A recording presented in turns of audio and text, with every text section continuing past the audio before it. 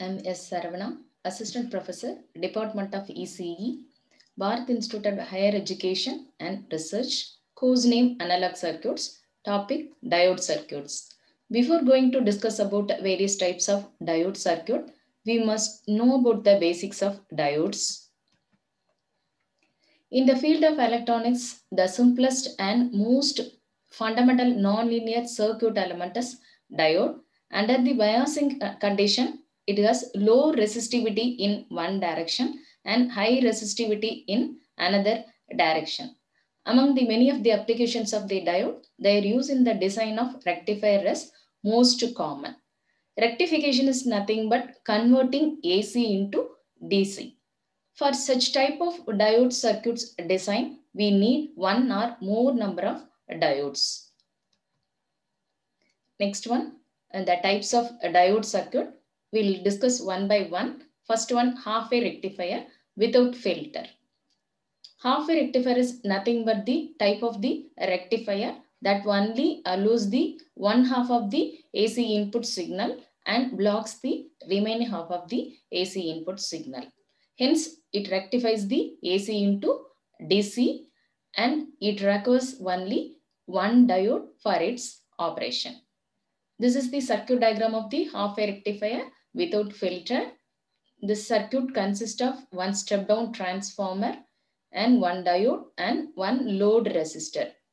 The step-down transformer's primary winding that is connected with the AC input signal and secondary winding connected with the diode's anode and cathode of the diode connected with the load resistor. We are taking the output across the load here. And when the input is switched on, that time primary winding of the transformer induces some AC voltage to the secondary winding of the transformer. During the positive half cycle of the input voltage, the diode is in the forward bias condition. It comes into the conduction stage. As a result, the current IL flowing across the load resistor RL. Under the forward bias condition, the diode offers the very low resistivity for the current flow. Therefore, the voltage drop across the diode is very small. Therefore, the voltage appearing across the load resistor is practically is nothing but same as that of the input voltage at every instant. During the negative half cycle of the AC input voltage, the diode will be in the reverse bias condition. It does not conduct. It blocks all the current. Since the current cannot flow through the load during this reverse bias condition, so therefore we are getting the output voltage is equal to 0. So in this half-wave rectifier operation, we are taking the DC output voltage across the load resistor. That voltage is nothing but, that output is nothing but DC pulsating voltage. So therefore that output voltage consists of some ripples or unwanted noise. So before going to use that output voltage for further applications, we must remove the ripples from that DC pulsating voltage. So for that purpose only, we are going for the half-wave rectifier with filter circuit. This is the circuit diagram of the half-wave rectifier with filter. Here, one capacitor filter is connected in parallel with the load resistor. So when we are switched on the supply, that time under the forward bias condition, the diode comes into the conduction stage. So therefore, we are getting the output across the load resistor, DC pulsating voltage across the load resistor. So the ripples that is available in the DC output voltage, that will be removed by the parallelly connected capacitor. After the capacitor, we are getting the smoothened output. This is the operation of the half-wave rectifier with filter. This half-wave rectifier circuit has some parameters. We'll discuss one by one. ripple factor of the half-wave rectifier. I already discussed ripple is nothing but AC unwanted component that is remaining available in the DC pulsating output voltage. So we have to remove that ripples from the DC pulsating voltage. That process is known as the filtering. So ripple factor of the half-wave rectifier, that is nothing but the ratio between the RMS value of the AC voltage to the DC voltage of the rectifier output. So the formula for a ripple factor is gamma, that is equal to VRMS divided by VDC the whole square minus 1. We can also represent this ripple factor in terms of current, that is equal to IRMS square minus IDC square divided by IDC. That value is equal to 1.21. Next one, efficiency of the half-wave rectifier. Efficiency of the half-wave rectifier is nothing but the ratio between the output DC power to input AC power. And the formula for the efficiency, that is represented by eta, that is equal to PDC divided by PAC. That value is 40.6%. We are always mentioning the value of efficiency in terms of percentage. Next one, output DC current we are taking across the load resistor. So therefore IDC is equal to I maximum divided by pi. Here I maximum is nothing but maximum amplitude of the DC current available across the load resistor. We can also represent IRMS value of the current in terms of this DC output current. Already we know that RMS value of current, that is IRMS is equal to I maximum divided by 2. We can rewrite I maximum in terms of IDC. I maximum is nothing but IDC into pi the whole divided by 2. Therefore, RMS value of current is equal to IDC into pi divided by 2. Next one, peak inverse voltage of the half-wave rectifier circuit. Peak inverse voltage is nothing but the maximum voltage that the diode can withstand under the reverse bias condition. If suppose the applied voltage is exceed peak inverse voltage of the diode, means the diode will be destroyed. So we should maintain the applied voltage at particular level. Next one, form factor of the half-wave rectifier circuit. Form factor is nothing but the ratio between RMS value to average value of the current.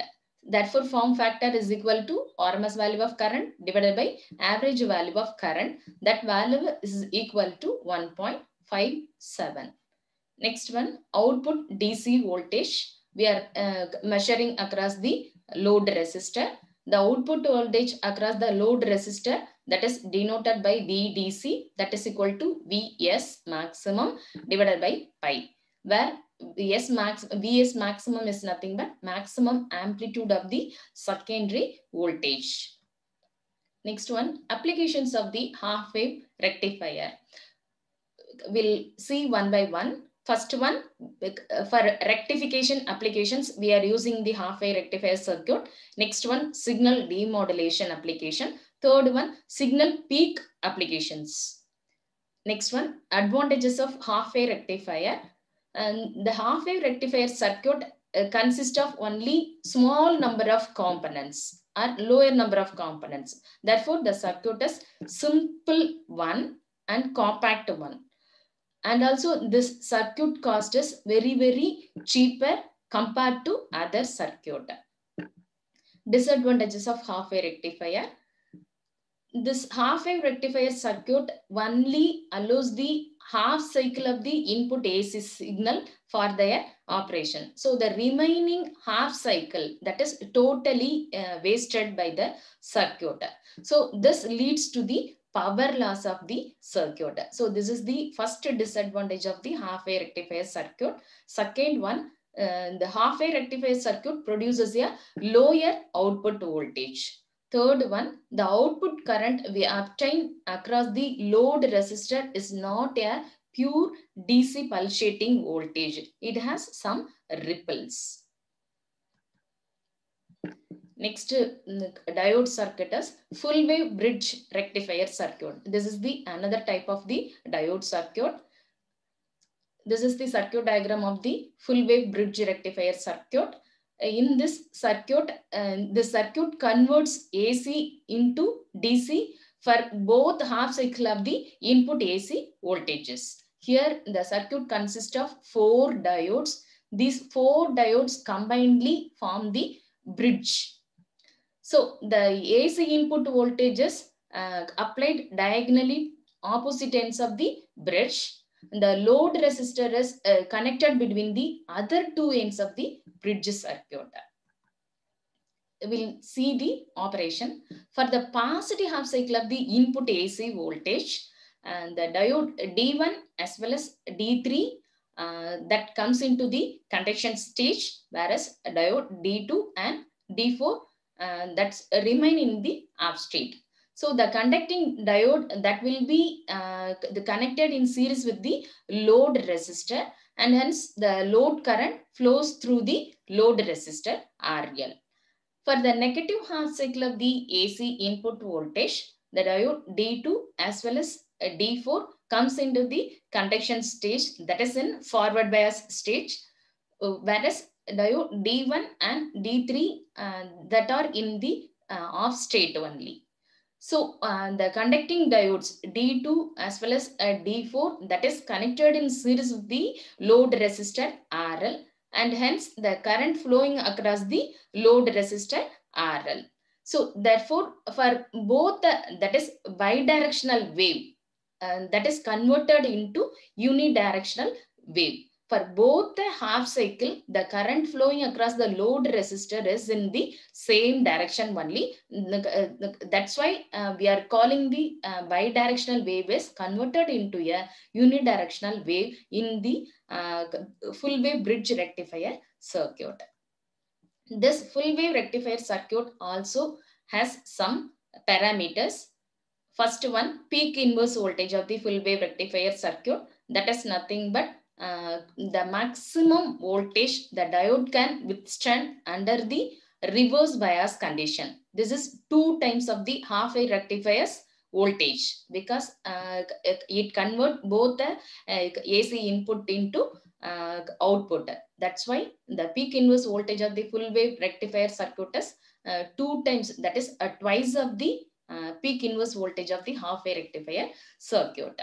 Next one, output current. Output current is nothing but DC current. We are measuring across the load resistor, that is represented by IDC, that is equal to 1 divided by pi, 0 to pi, I1 d of omega t. Here I1 is nothing but I maximum sine omega t, that is equal to 2I maximum divided by pi.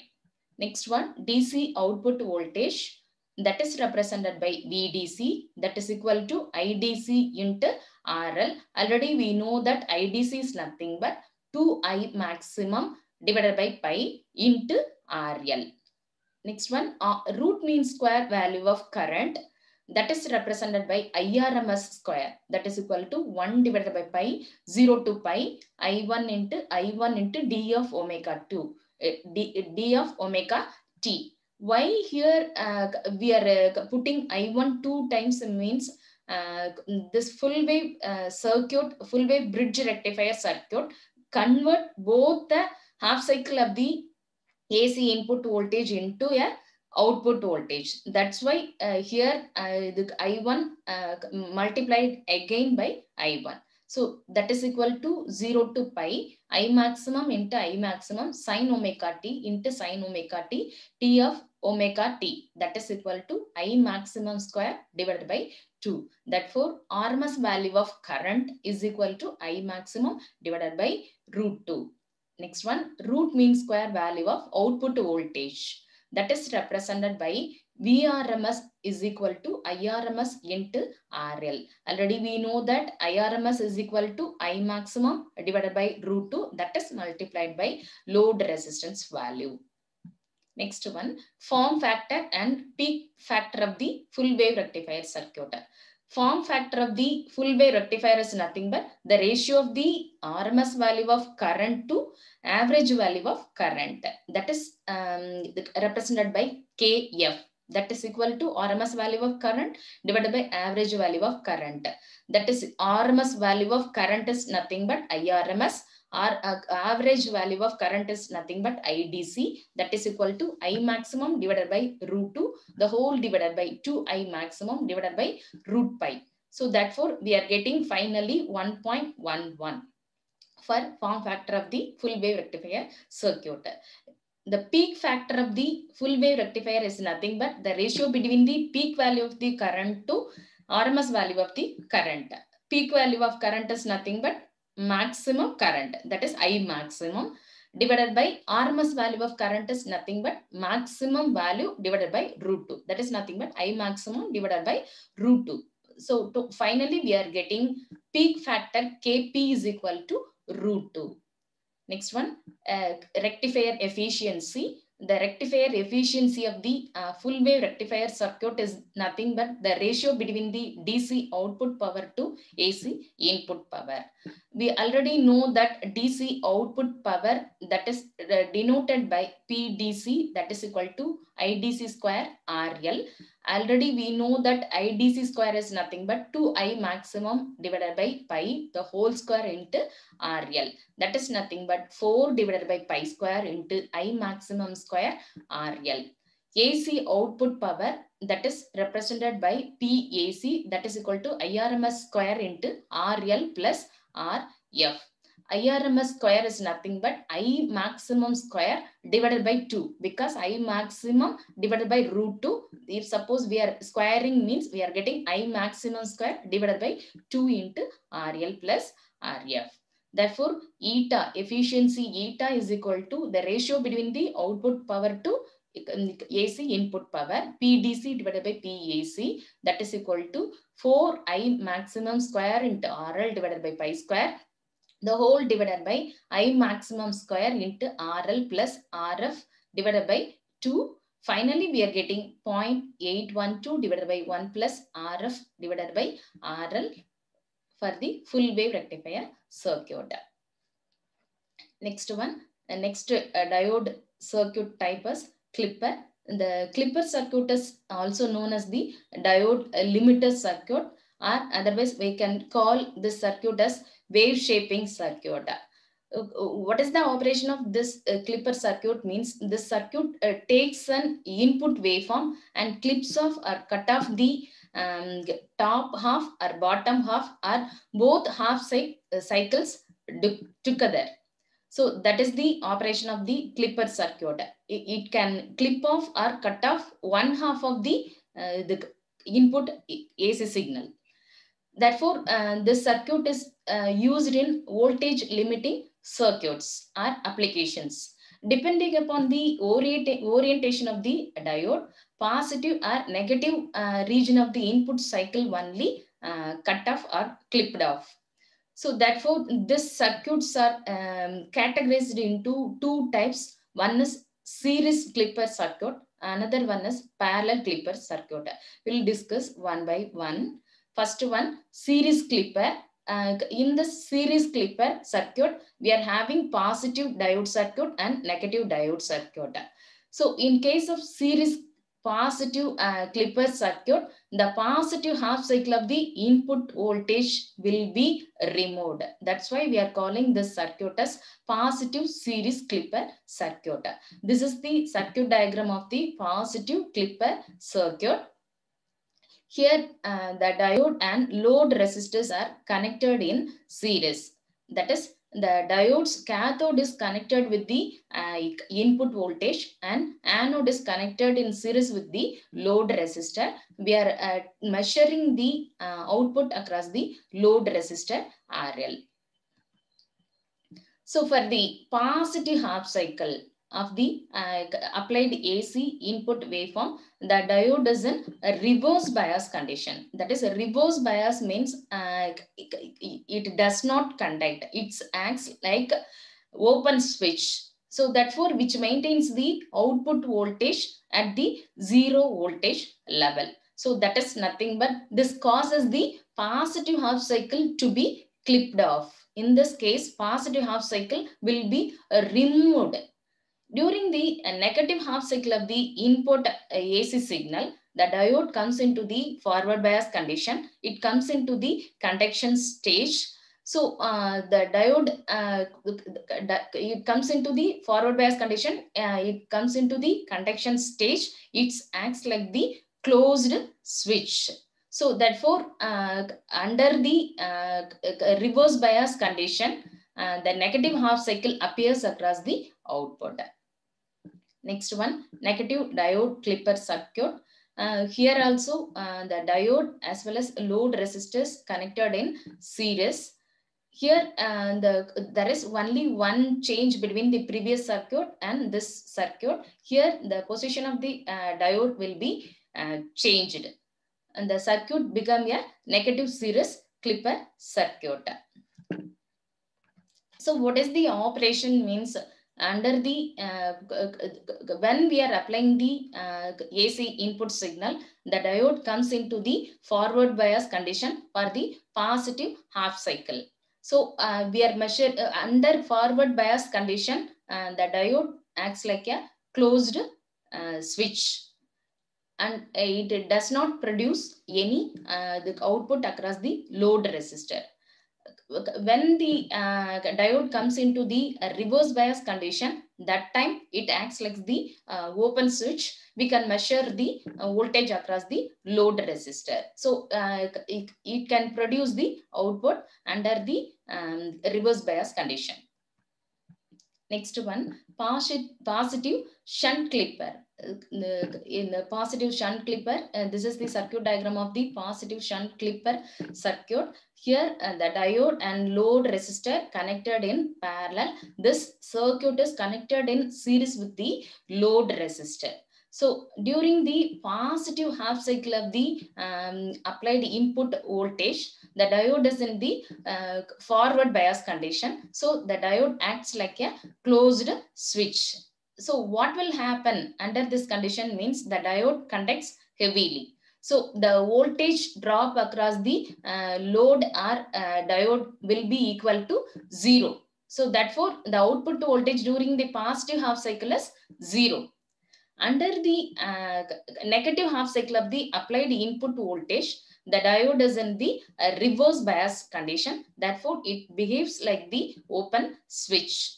So, therefore, the entire input voltage that is available across the diode or load resistor when the resistance R value that is less than the load resistor RL value. Next one, negative shunt clipper circuit. This is the circuit diagram of the negative shunt clipper circuit. Here, in the position of the diode is changed. So here also the diode and load resistor connected in parallel, and this combination is connected in series with the resistor R. So during the positive half cycle, the diode is in the reversed bias condition. So it does not conduct, it acts like a open switch. So the applied input voltages available across the load or output under this forward bias condition. Under the negative half cycle of the input voltage, the diode automatically comes into the forward bias condition. So it acts like a closed switch. We cannot get any output across the load resistor. So the total output across the load resistor during the negative half cycle is equal to 0. So in all the practical diodes, all the diodes has some breakdown voltage. If suppose we are taking into the account when we are calculating output voltages, if suppose we are taking this breakdown voltage in account means the output waveform for positive as well as negative clipper will be shown here. Next one, clamper circuit. The clamper circuit is nothing but also called by the name DC restorer circuits. So this circuit's operation is nothing but especially used to shift the applied waveform above or below the DC reference voltage level without changing the shape of the applied waveform. So this shifting tends to modify the DC level of the applied waveform. That's why we are calling this circuit as a level shifter circuits. This clamper circuit consists of a capacitor and diodes that are connected in parallel across the load resistor. So how the operation depending upon the capacitor in clamper circuits means the clamper circuits operation always depends upon the change in the time constant of the capacitors. So when we are choosing the capacitor, we must concentrate in the value of the capacitor. That is, during the conduction of the diode, the capacitor must be sufficient to charge quickly, and during the non-conduction period of the diode, and the capacitor not discharges drastically. That should not comes suddenly to the discharging condition. The clamper circuits are classified into two types. One is the positive clamper and negative clamper. First one, negative clamper circuit. This is the circuit diagram of the negative clamper circuit. Here, diode and load resistor both are connected in parallel. That combination is connected in series with the capacitor. So, capacitor is another end that is connected with the input signal. We are measuring the output voltage across the load resistor. So during the positive half cycle, the input diode that is in the forward bias condition, at the same time when we are increasing the applied input voltage, the capacitor gets charged up to the peak value of the applied input voltage. If suppose we are applying 3 volt, means the capacitor charges slowly and it gets up to maximum value. During the negative half cycle, the diode comes into the reverse bias condition. It does not conduct. So under that condition, the output voltage will become equal to the sum of the applied input voltage and the voltage already stored across the capacitor. So therefore, the output shifted below the reference point or origin. Next one, positive clamper circuit. This is the circuit diagram of the positive clamper. Here, the diode and load resistors connected in parallel, and this combination is connected in series with the capacitor. Capacitor is another end that is connected with the input voltage. It is similar to the previous circuit, but the position of the diode only changed here. So during the positive half cycle of the applied input voltage, the diode is in the reverse bias condition. So therefore, the diode acts like the open switch. So we can measure the output across the load resistor that is equal to the applied voltage and the already stored voltage available in the capacitor. Consider the capacitor as initially fully charged. During the negative half cycle of the input, the diode again starts conducting and charges the capacitors rapidly to the peak value of the applied input voltage. Therefore, the output shifted above the reference level of the applied input voltage.